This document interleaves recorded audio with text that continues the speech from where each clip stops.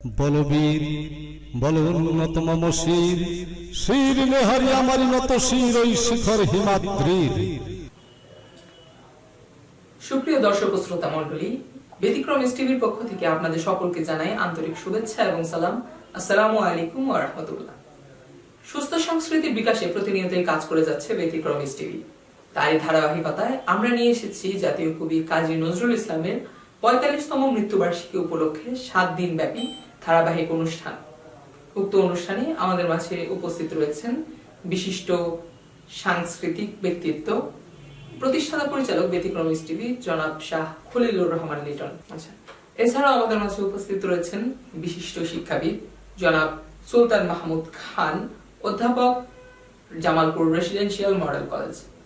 এছাড়াও প্রধান অতিথি হিসেবে আমাদের মাঝে উপস্থিত রয়েছেন বিশিষ্ট ইসলামিক চিন্তাবিদ, শিক্ষাবিদ এবং বিশিষ্ট নজরুল গবেষক জনাব মোজাম্মেল হক, সাবেক অধ্যক্ষ, সরকারি আশেক মাহমুদ কলেজ, জামালপুর। সুপ্রিয় দর্শক মণ্ডলী, অনুষ্ঠানের এ পর্যায়ে আমরা জাতীয় কবি কাজী নজরুল ইসলামের রচিত একটি ইসলামিক সঙ্গীত শুনব।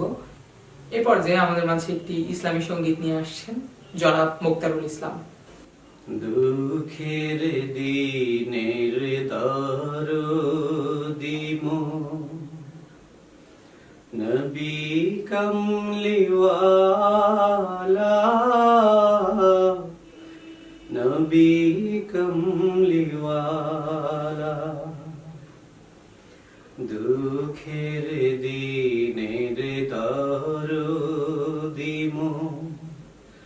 নবী কমলিওয়ালা,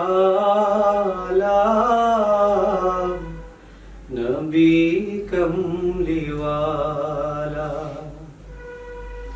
তুমি আসবে জানি আধার রাতে, জ্বলবে চিরাগ লালা,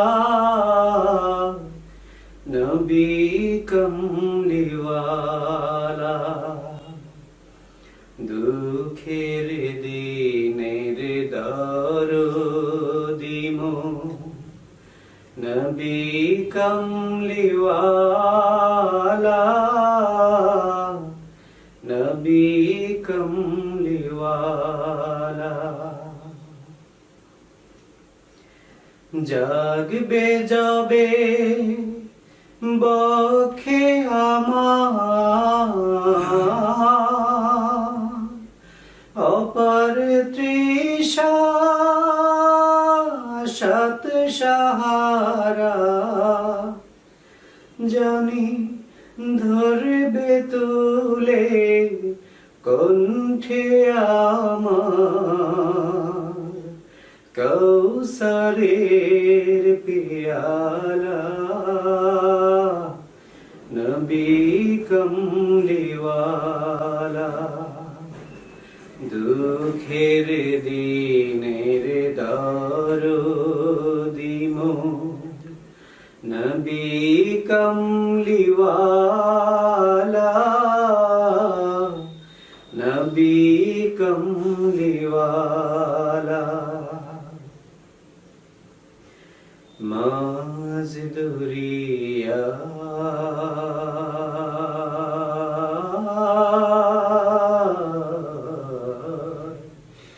মাঝ দরিয়ায় উঠলে তুফান, তাই না আমি ডরি জানি আমায় কোলে নেবে তোমার শাফায়াতের তরি। তোমার বেঘুম নয়ন জানি করবে আমায় নেগাহবানি, জানি রঙবে ধূসর দিনগুলি মোর তোমার আখির আলা নবী কমলিওয়ালা। দুঃখের দিনের দরদি নবী কমলিওয়ালা,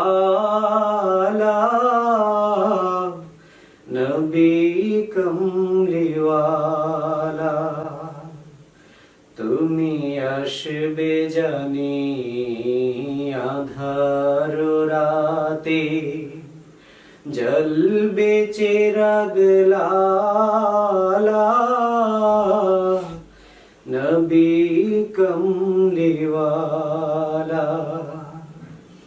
দুঃখের দিনের দরদি নবী কমলিওয়ালা,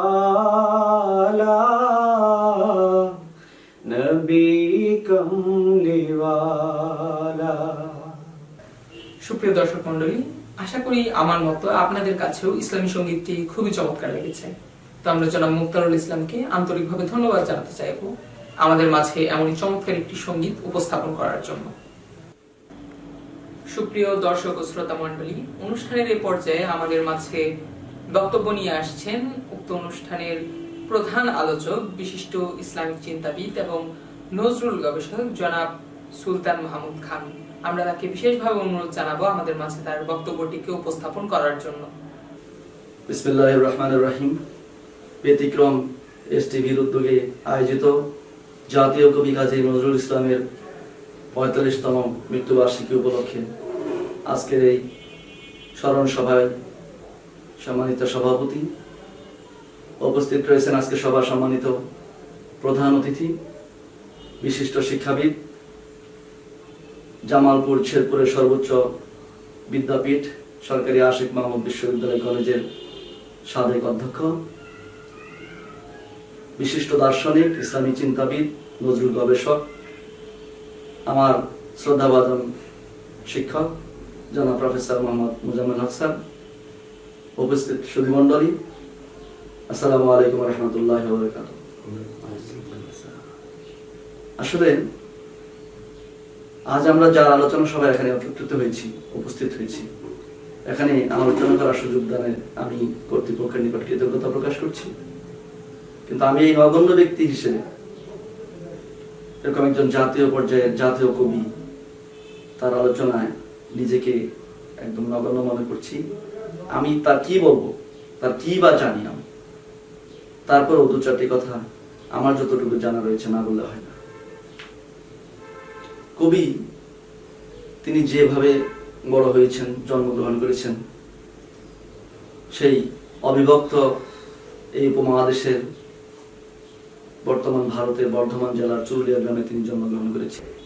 নিজ গ্রামের মক্তবেই তার পড়ালেখার হাতে খড়ি। তার পরবর্তীতে বিভিন্নভাবে বিভিন্ন ব্যক্তির সহায়তায় তিনি যতদূর পড়াশোনা করেছিলেন সেটা আমাদের অনেকেরই জানা রয়েছে। কিন্তু অভাবের, দারিদ্র্যের তাড়নায় তাকে বিভিন্ন সময় বিভিন্ন কাজ করতে হয়েছে। আসলে আমি মনে করি তিনি এগুলো কোনো কাজই করেন নাই। এই সমাজের মানুষকে শিক্ষাদানের জন্যই মহান সৃষ্টিকর্তা তাকে দিয়ে কাজগুলো করিয়েছে। বড় হওয়ার সুযোগ শুধু বড় ঘরে জন্মগ্রহণ করে বড় বড় পাঠশালায়, বড় বড় বিদ্যাপীঠে অধ্যয়ন করলে বড় হওয়া যায় না। সমাজের যে কোনো লেভেল থেকে যে কোনো ব্যক্তি যদি তার ইচ্ছা শক্তিকে জাগ্রত রাখে, সে যদি ইচ্ছা করে যে আমি বড় হতে চাই, তাহলে সে বড় হতে পারবে। আমরা যতটুকু জানি তিনি রুটির দোকানে কাজ করেছেন, তিনি সেনাদলে যোগদান করেছেন, কিন্তু যেখানেই যোগদান করেছেন তার যে দুরন্তপনা, তার যে তারুণ্যের দীপ্ততা, সেটা তিনি সেখানে প্রকাশ করে গেছেন। যেখানে গিয়েছেন অনেক বড় ঘরের সন্তানরা সেখানে চাকরি করেছে, অনেক বড় পরিবারের সন্তানরাও সেখানে চাকরি করেছে, অনেক নামি দামি লোকেরা সেখানে চাকরি করেছে, কিন্তু সবার দৃষ্টিকে এড়িয়ে সবার উপরে সকলের নিকট তিনি যিনি দৃষ্টি আকর্ষণ করেছেন তিনি হচ্ছেন কবি নজরুল। তার নিজস্ব প্রতিভা বলে তিনি লেটা দলে গান গিয়েছেন, তিনি ব্রিটিশ বিরোধী আন্দোলন করেছেন এদেশের মানুষকে স্বাধিকার প্রদানের জন্য, এদেশের মানুষকে মুক্তি প্রদানের জন্য। আমরা এতটুকু জানি।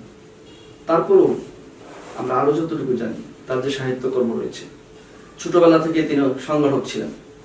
বিভিন্ন ছোট ছোট বাচ্চাদেরকে নিয়ে, তার সমবয়সীদেরকে নিয়ে তিনি গান করেছেন, কবিতা করেছেন, মেলা করেছেন। তাদেরকে বিভিন্নভাবে শিক্ষা দেওয়ার চেষ্টা করেছেন। তিনি কখনো বসে থাকার মতো লোক ছিলেন না। তিনি যখন লেখালেখি শুরু করে দিলেন, আমার যতটুকু জানা রয়েছে তিনি কিন্তু মাধ্যমিকের গণ্ডিতে দিতে পারেন। এই অল্প প্রাতিষ্ঠানিক অল্প শিক্ষা নিয়ে উনি যে পর্যন্ত গিয়েছেন, কিন্তু তার জ্ঞান চর্চা থেমেছিল না। তিনি যেখানে যা পেয়েছেন সেখান থেকে জ্ঞান গ্রহণের মানে চর্চা করার সুযোগ তিনি গ্রহণ করেছেন এবং চর্চা করেছেন। সেখান থেকে তার কবিতা, গল্প, উপন্যাস এবং তার যে প্রবন্ধগুলো রয়েছে, তার মধ্যে তার ব্যবহৃত শব্দ, ভাষা,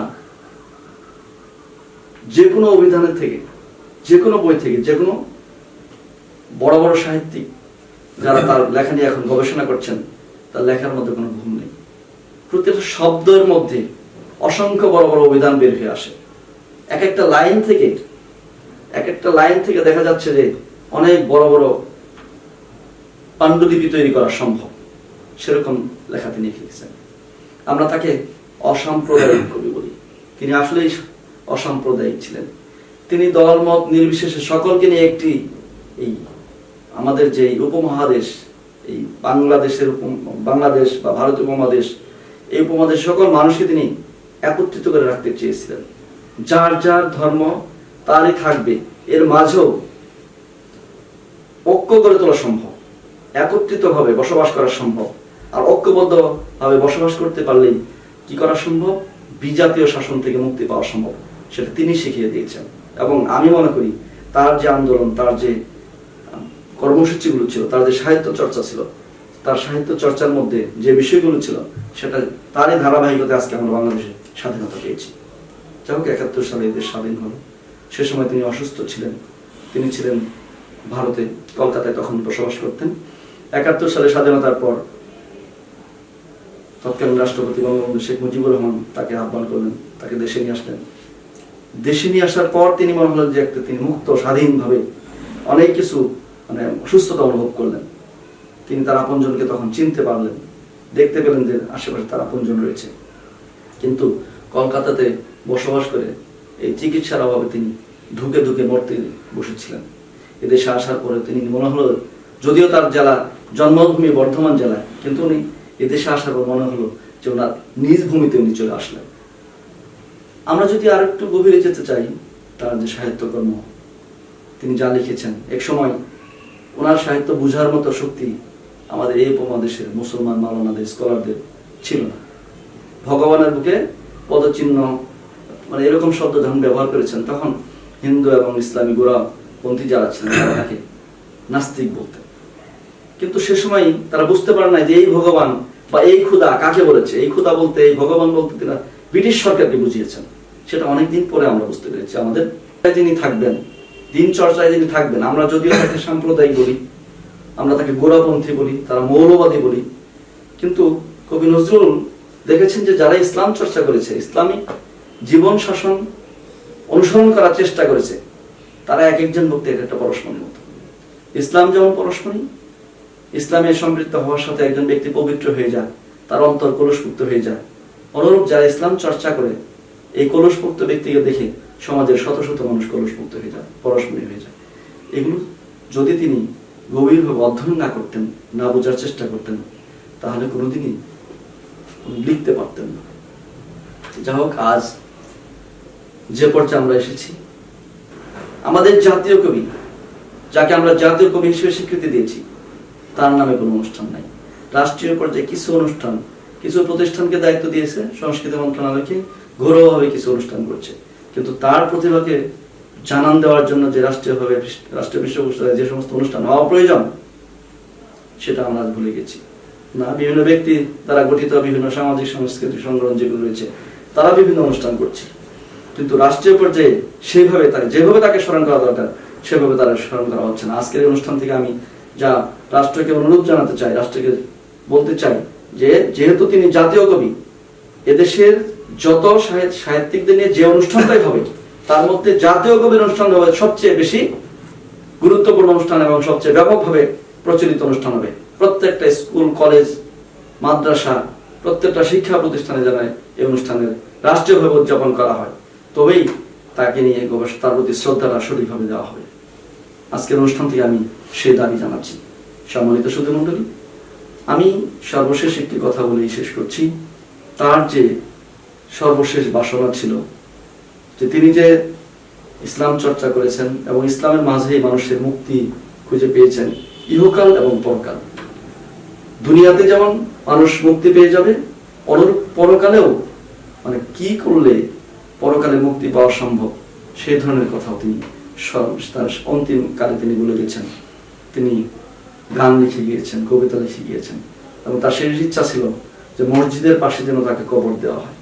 হাদিস কোরআনের মোতাবেক যে মৃত ব্যক্তি যদি কবরের আজান মানে মসজিদের আজান যতদূর পর্যন্ত যাবে, কোরআন তেলাওয়াতের আজান শব্দ যে পর্যন্ত যাবে, সেই এলাকার মধ্যে কবরের সাহিত্য মৃত ব্যক্তি যারা থাকবে মুসলমান, তাদের কবরের আজাব হবে না। এগুলো তিনি চর্চা করে জেনেছিলেন, যেখানে তিনি শেষ ইচ্ছাও বলেছিলেন যে মসজিদের পাশেই যেন কবর দেওয়া হয়, যেন মিনার হতে মুয়াজ্জিনের আজান শুনতে পাই। এবং আজ তিনি সাহিত্য রয়েছেন ঢাকা বিশ্ববিদ্যালয়ের কেন্দ্রীয় জামে মসজিদের ঠিক উত্তর পাশে মিনারের পাশেই তার মাজার রয়েছে, সেখানে তিনি শুয়ে আছেন, সাহিত্য আছেন। যাও এই যে মৃত্যু দিন আসে, সেদিন তার মাজারটা পরিষ্কার পরিচ্ছন্ন করা হয়, কবরটা এলাকাটা পরিষ্কার পরিচ্ছন্ন হয়, আর এই দিনটাতে সেখানে কিছু ফুল দেওয়া হয়, সামান্য কিছু অনুষ্ঠান করেই তার প্রতি শ্রদ্ধা জানানো হয়। আমি এই অল্প শ্রদ্ধা দিয়ে তাকে সম্মান করার কোনো সুযোগ নেই। আমি দাবি করব আগামীতে আমরা সকলেই যেন বলতে পারি যে আগামীতে সব মহল থেকে উচ্চারিত হতে হবে যে পরবর্তীতে রাষ্ট্রীয়ভাবে প্রত্যেকটা স্কুল, কলেজ, মাদ্রাসা, যতগুলো শিক্ষা প্রতিষ্ঠান রয়েছে এই দেশে, শুধু এদেশে নাই, সারা পৃথিবীতে যতগুলো দেশে আমাদের রাষ্ট্র যে এমবিসি রয়েছে, সেই দূতাবাস রয়েছে, সেই দূতাবাসগুলোতেও জাতীয় কবি নজরুলের জন্ম এবং মৃত্যুবার্ষিকী নিয়ে বড় বড় অনুষ্ঠান হবে। তাকে আমরা স্মরণ করব এবং তার যে রেখে যাওয়া আদর্শ, তার যে বলে যাওয়া যে সাম্যের গান তিনি গিয়ে গেছেন, সেই সাম্য প্রতিষ্ঠা করো সর্বত্র প্রতিষ্ঠিত হবে, সেই প্রত্যাশা রেখেই আমি সবাইকে ধন্যবাদ জানিয়ে আমি আমার কথা শেষ করছি। আসসালামু আলাইকুম। সুপ্রিয় দর্শক শ্রোতা মণ্ডলী, এই পর্যায়ে আমরা ধন্যবাদ জানাতে চাইব জনাব সুলতান মাহমুদ খানকে আমাদের মাঝে চমৎকার আলোচনা উপস্থাপন করার জন্য। সুপ্রিয় দর্শক শ্রোতা মণ্ডলী, অনুষ্ঠানের এই পর্যায়ে আবারও আলোচনা এবং এই পর্যায়ে আলোচনা নিয়ে আসছেন আমাদের আজকের অনুষ্ঠানের প্রধান অতিথি, বিশিষ্ট শিক্ষাবিদ এবং নজরুল গবেষক, জামালপুরের সর্বোচ্চ বিদ্যাপীঠ সরকারি আশেক মাহমুদ বিশ্ববিদ্যালয়ের সাবেক অধ্যক্ষ প্রফেসর মোজাম্মেল হক স্যার। আমরা স্যারকে আমাদের মাঝে তার বক্তব্যটিকে উপস্থাপন করার জন্য বিশেষভাবে অনুরোধ জানাবো। আউযু বিল্লাহি মিনাশ শাইতানির রাজিম, বিসমিল্লাহির রহমানির রহিম।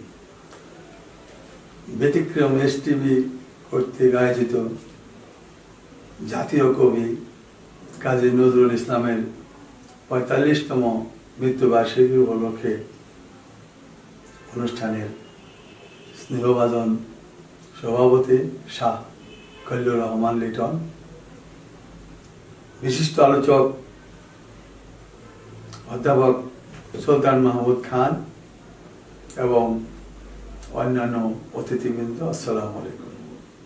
জাতীয় কবি নজরুল ইসলাম, তাকে আমার সরাসরি দেখার সৌভাগ্য হয়েছিল।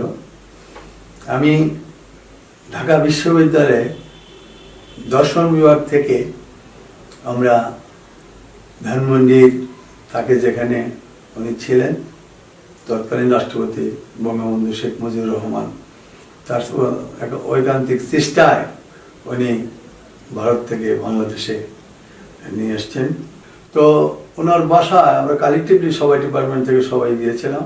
আমরা ফুলের তোড়া নিয়ে গিয়েছিলাম সমষ্টিগতভাবে এবং ব্যক্তিগতভাবে। দেখলাম ওনার বাকরুদ্ধ, উনি কথা বলতে পারেন না, কিন্তু ফুলগুলো দেখে এমন চাঞ্চল্যের সৃষ্টি হয়েছিল তার দেহ মনে, তার আবেগ আমরা উপলব্ধি করেছিলাম। ফুলকে তিনি কত ভালোবাসতেন, তার দেহ মনে একটা নতুন আবেগের সঞ্চারিত হচ্ছিল। কিন্তু যেহেতু উনি কথা বলতে পারেন না, অনেকক্ষণ ছিলাম। যাই হোক, জাতীয় কবি কাজী নজরুল ইসলাম ২-৪-১০ মিনিটে ২-৪-১০ ঘন্টায় তার প্রতিভার মূল্যায়ন করা সম্ভব নয়। এমন কোনো দিক নেই যে দিকে পদচারণা ছিল না। সাহিত্যে, প্রতিবাদে সর্বত্রই তার ভূমিকা ছিল বিরল। দুস্থ, নিপীড়িত, নির্যাতিত মানুষের কণ্ঠস্বর কাজী নজরুল ইসলাম। তিনি ছিলেন, আছেন এবং থাকবেন। তার শিক্ষা কি? যেখানেই আমরা অন্যায় দেখব, অত্যাচার দেখব, জুলুম দেখব, তার বিরুদ্ধে রুখে দাঁড়াতে হবে। আমরা শুধু তিনি কি করেছেন এটা বড় কথা নয়, তিনি আমাদের কি শিক্ষা দিয়ে গেছেন সেটি আজকে আমাদের বিবেচ্য বিষয়। তিনি নির্যাতিত, নিপীড়িত, দুস্থ মানুষের পক্ষে কথা বলেছেন, প্রতিবাদ, প্রতিরোধ করেছেন, প্রতিরোধ গড়ে তুলেছিলেন। তার যে দেশপ্রেম, যে ব্রিটিশরা এখানে অত্যাচার, নিপীড়ন করছে, জুলুম করছে, এর বিরুদ্ধে তিনি রুখে দাঁড়িয়েছিলেন। তার চিন্তা চেতনায়, মনন মস্তিষ্কে এটার সুদূর প্রসারী প্রভাব বিদ্যমান আছে, থাকবে। নজরুলের লেখনীর মাধ্যমে ঘুমন্ত মানুষকে উনি জাগ্রত করেছেন। একটা মানুষের দেহ যেমন একদম রোগাক্রান্ত একটা ব্যক্তি, মনমুখ একটা ব্যক্তি, যেমন তাকে ওষুধপত্র, ভিটামিন দিয়ে সুস্থ করে তোলা যায়, ঠিক তেমনি নজরুলের চেতনা, উপলব্ধি, দৃষ্টিভঙ্গি এগুলোকে মানুষের বিবেকের দুয়ারে আঘাত হেনে উনি ঘুমন্ত মানুষকে জাগ্রত করেছেন, প্রতিবাদী করেছেন। আজকে সময় এসেছে দেশ কাল যুগে সারা বিশ্বে বিভিন্ন জায়গায় যেখানে জুলুম, অত্যাচার, নিপীড়ন চলছে সেখানে নজরুলের শিক্ষার খুব প্রয়োজন। নজরুল আমাদের চিন্তার দ্বারে আঘাত হেনেছেন যে জাগতিক জীবনে শুধু ভাত, রুটি, ভিটামিন খেয়ে নিজেই আত্মপূজা করব তা নয়। দেশ, মানুষের জন্য আমাদের ভাবতে হবে, কিছু করতে হবে। তিনি মানবতার কবি ছিলেন, বিদ্রোহী কবি ছিলেন, প্রেমিক কবি ছিলেন, সমস্ত অঙ্গনে তার প্রভাব ছিল। তো আজকে আমরা বিশেষভাবে তার চেতনাকে উপলব্ধি করছি। সেই চেতনা যদি সমস্ত মানব জাতির মধ্যে আসে তাহলে সারা বিশ্বের এই জাগতিক জীবনে আমরা যেরকম বিভিন্ন জায়গায় জুলুম, অত্যাচার, নির্যাতন এগুলো দেখছি, এগুলো থাকবে না। তার শিক্ষাকে যদি আমরা গ্রহণ করি তাহলে এগুলো থাকবে না। আজকে অন্যায়ের বিরুদ্ধে, জুলুমের বিরুদ্ধে ন্যায় প্রতিষ্ঠার লক্ষ্যে, সুবিচার প্রতিষ্ঠার লক্ষ্যে নজরুলের চিন্তা আমাদের কাজে লাগাতে হবে, আমাদেরকে এগিয়ে যেতে হবে যাতে মানবতা মুক্তি পায়। সারা বিশ্বেই বিভিন্ন জায়গায় মানবতা অবহেলিত, লাঞ্ছিত। কাজেই আমরা শুধু নজরুল কি ছিলেন, কি করেছেন এগুলো নয়, নজরুলের কাছ থেকে আমরা তার চিন্তা চেতনার যে দিকগুলো সেগুলো নিয়ে অনুপ্রাণিত হয়ে আগামী দিনের সমাজ যেন ইনসাফ ভিত্তিক সমাজ হয়, ন্যায় প্রতিষ্ঠা লাভ করে, সুবিচার প্রতিষ্ঠিত হয়, সেই লক্ষ্যে আমাদের এগিয়ে যাওয়া প্রয়োজন এবং এটা সময়ের দাবি। আসুন আমরা সবাই মিলে নজরুলের মতো আমরা প্রতিবাদী হই, সুবিচার প্রতিষ্ঠার জন্য, ন্যায় প্রতিষ্ঠার জন্য, ইনসাফ প্রতিষ্ঠার জন্য এগিয়ে যাই। তার চিন্তার মধ্যে আমরা দেখতে পাই যে শেষ ইচ্ছা ছিল যে মসজিদের পাশে যেন আমার কবর হয়। তার কারণ যে তিনি ভাবছেন যে আমি শুয়ে থাকবো, সব মানুষগুলো আমার কবরকে দেখবে, জিয়ারত করবে, আমার জন্য দোয়া করবে। আজকে আমরা নজরুলের এই মৃত্যুবার্ষিকীর স্মরণ সভায় দাঁড়িয়ে নজরুলের শিক্ষা, নজরুলের চেতনা, নজরুলের প্রতিবাদ আমরা যদি গ্রহণ করি তাহলে পরিবার, দেশ, সমাজ, আন্তর্জাতিক পর্যায়ে সব পর্যায়ে সবাই উপকৃত হবে, মানবতা জয়লাভ করবে। আজকে এই বলেই মানবতার জয় হোক এই কামনা শেষ করছি। ধন্যবাদ সবাইকে। সুপ্রিয় দর্শক ও শ্রোতা মণ্ডলী, আমরা আন্তরিকভাবে ধন্যবাদ জানাতে চাইব জনাব মোজাম্মেল হক স্যারকে আমাদের মাঝে চমৎকার বক্তব্য রাখার জন্য। আশা করি উক্ত বক্তব্যটি আমার মতো আপনাদের কাছেও খুবই ভালো লেগেছে। সুপ্রিয় দর্শক ও শ্রোতা মণ্ডলী, অনুষ্ঠানের এই পর্যায়ে আলোচনা নিয়ে আসবেন আজকের অনুষ্ঠানের সম্মানিত সভাপতি, বিশিষ্ট ইসলামিক চিন্তাবিদ এবং নজরুল গবেষক জনাব শাহ খলিলুর রহমান লিটন স্যার। আমরা স্যারকে আমাদের মাঝে তার বক্তব্যটিকে উপস্থাপন করার জন্য বিশেষভাবে অনুরোধ জানাবো। বিসমিল্লাহির রহমানির রহিম। ব্যতিক্রম এসটিভি কর্তৃক আয়োজিত জাতীয় কবি কাজী নজরুল ইসলামের ৪৫তম মৃত্যুবার্ষিকী উদযাপন উপলক্ষে আজকের অনুষ্ঠানের সম্মানিত প্রধান অতিথি, জামালপুর জেলার সর্বোচ্চ বিদ্যাপীঠ সরকারি আশেক মাহমুদ কলেজের সাবেক অধ্যক্ষ প্রফেসর মুজাম্মেল হক স্যার, আমাদের মাঝে উপস্থিত আছেন জামালপুর রেসিডেন্সিয়াল মডেল কলেজের নির্বাহী পরিচালক জনাব সুলতান মাহমুদ খান, আমার সামনে ভাইয়েরা, আসসালামু আলাইকুম রহমতুল্লাহ। জাতীয় কবি কাজী নজরুল ইসলাম, উনি ছিলেন সাহসী বীর, উনি ছিলেন সর্বজ্ঞানী একজন মানুষ, উনি ছিলেন দেশপ্রেমিক, উনি ছিলেন শিশু প্রেমিক, উনি ছিলেন দরিদ্র প্রেমিক, উনি ছিলেন কাব্য সাহিত্য প্রেমিক, উনি ছিলেন সুরকার, উনি ছিলেন নাট্যকার, চলচ্চিত্র পরিচালক, পত্রিকা সম্পাদক, সাংবাদিক, সৈনিক, উনি ছিলেন ছড়াকার, ঔপন্যাসিক, অনুবাদক, তাফসীরকারক, অভিনেতা, সঙ্গীতজ্ঞ, বিশেষ করে নির্যাতিত মজলুম মানুষের পক্ষের কবি। ওনার বিচিত্র বর্ণিল ব্যতিক্রম বিস্ময়কর জীবন আমরা দেখতে পাই। ওনার লেখাপড়া স্কুল বা কলেজ পর্যন্ত না পড়লেও ওনার যে জ্ঞান, ওনার জ্ঞানকে আমরা হিসাব করতে পারি না। আমাদের সুলতান মাহমুদ খান ভাই উনি বলেছেন পুঁথিগত বিদ্যা যেটা, এটা অর্জন করা ওনার পক্ষে সম্ভব হয় নাই, কিন্তু ওনার যে জ্ঞান সেটা আসলে গড গিফটেড। মহান রব্বুল আলামিনের ওনাকে বিশেষভাবে এই জ্ঞান দিয়েছেন। সেই জ্ঞানের মাধ্যমে উনি ব্রিটিশদের বিরুদ্ধে পরাধীনতার শৃঙ্খল ভেঙে ভারতীয় উপমহাদেশের হিন্দু মুসলমান নির্বিশেষে সকলকে জাগিয়ে তুলেছেন। উনি অন্যায়ের বিরুদ্ধে প্রতিবাদ করেছেন, বিদ্রোহ ঘোষণা করেছেন। বিদ্রোহের কারণে, প্রতিবাদের কারণে ওনার জেল হয়েছিল। অনেকেই বলে থাকেন যে কাজী নজরুল ইসলাম উনি তো নোবেল পুরস্কার পায়নি। আমি বলি উনি নোবেল পুরস্কার পেয়েছেন। এই নোবেল পুরস্কারের মালিক হইল ইংরেজেরা। সারা জীবন সেই ইংরেজদের বিরুদ্ধে বিদ্রোহ ঘোষণা করেছে, ইংরেজেরা তাকে নোবেল পুরস্কার দেবে, এটা তো হয় না। যারা নোবেল পুরস্কার পাবে তারা ইংরেজদের মনোপুত ব্যক্তি হইতে হবে।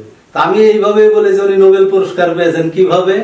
ওনাকে গ্রেফতার করা হয়েছে, ওনাকে জেলে রাখা হয়েছে। জেলের মধ্যে উনি গান করেছেন, কারা হইল কপাট ভেঙে ফেল কর রেলুপাট রক্ত জমাট শিকল পূজর পাষাণ বেদি ওরে ও তোর নিশান বাজা তোর প্রলয় বিষাণ ধ্বংস নিশান রূপ কারার প্রাচীর ভেদি। ওনার এই প্রতিবাদী কণ্ঠ থেকে জেলের ভিতরে ওনাকে শিকল পরানো হইল। উনি শিকল পরে গান গেছে, এই শিকল পরা ছল মোদের, এই শিকল পরা ছল, এই শিকল পরে শিকল তোদের করবে রে বিকল, এই শিকল পরা ছল মোদের, এই শিকল পরা ছল। আমি বলি যে এই যে কাজী নজরুল ইসলামকে যে শিকল পরানো হয়েছে এটাই নোবেল পুরস্কার। একজন স্বাধীনতাকামী মানুষের পক্ষে উনি যে অন্যায়ের প্রতিবাদ করেছেন তার বিনিময়ে উনি শিকল পরেছেন, ওনাকে শিকল পরানো হয়েছে। ওনার জন্য সত্যিকারের নোবেল পুরস্কার, আমরা ওটাকেই নোবেল পুরস্কার মনে করি। স্বাধীনতা কামী মানুষের জন্য কবি নজরুলের শিক্ষা খুবই গুরুত্বপূর্ণ। যুগে যুগে কাজী নজরুল ইসলামের এই কবিতা ব্যক্তি, পরিবার, সমাজ, রাষ্ট্রে সর্বক্ষেত্রে সব সময়ের জন্য প্রয়োজন। উনি যে আসলে নবী প্রেমিক ছিলেন, আশেকে রসুল ছিলেন, আমি ওনাকে আশেকে রসুল বলি ওই গানটার জন্য। কোন গানটা? আমি যদি আরব হতাম মদিনারি পথ, সেই পথ পথে মোর চলে যেতে নূর নবী হযরত আমি যদি আরব হতাম মদিনারি পথ। এইরকম নবী প্রেমের দৃষ্টান্ত, এইরকম গান কোনোদিন রচনা হয়নি, ভবিষ্যতেও রচনা করা সম্ভব না। সবাইকে নজরুলের বিষয়ে লেখাপড়া করার জন্য উদাত্ত আহ্বান জানিয়ে আজকের অনুষ্ঠানের এখানে সমাপ্তি ঘোষণা করছি। আসসালামু আলাইকুম ওয়া রাহমাতুল্লাহ। সুপ্রিয় দর্শক ও শ্রোতা মণ্ডলী, আশা করি আমার মতো আপনাদের কাছেও এই অনুষ্ঠানটি খুবই চমৎকার লেগেছে। থেকে 5 সেপ্টেম্বর পর্যন্ত প্রতিদিন আমাদের ব্যতিক্রম এসটিভি কর্তৃক আয়োজিত জাতীয় কবি কাজী নজরুল ইসলামের 45তম মৃত্যুবার্ষিকী উপলক্ষে এই অনুষ্ঠানটি দেখতে নিয়মিত ভিজিট করুন আমাদের ইউটিউব চ্যানেলটিতে। প্রতিদিন বিকাল 5:15 চোখ রাখুন ব্যতিক্রম এসটিভির পর্দায়। আমাদের সাথে যুক্ত হতে পারেন আমাদের অফিসিয়াল ইউটিউব চ্যানেল অথবা আমাদের অফিসিয়াল ফেসবুক পেজের মাধ্যমে youtube.com/ব্যতিক্রম_stv এবং facebook.com/ব্যতিক্রম_stv। আগামীকাল আবারও আপনাদের সাথে দেখা হবে বিকাল 5:15 এই ব্যতিক্রম এসটিভির পর্দায়। ততক্ষণ পর্যন্ত ভালো থাকবেন, সুস্থ থাকবেন। খোদা হাফেজ।